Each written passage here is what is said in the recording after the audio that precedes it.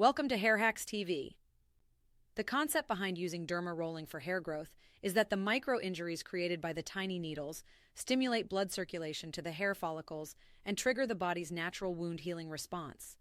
This, in turn, may lead to the release of growth factors and the production of collagen and other substances that can support healthier hair follicles and hair growth.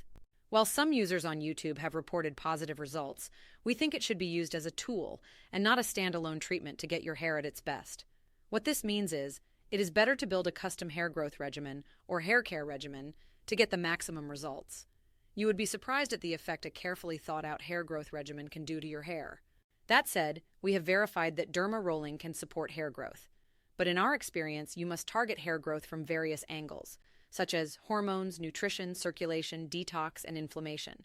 These 5 are vital, and if you aren't doing them, you are not going to get the best out of your hair care regimen as a man or woman. We talk about all 5 categories on our channel, so be sure to see our other videos. Thank you for watching. Please like our video if you found it helpful.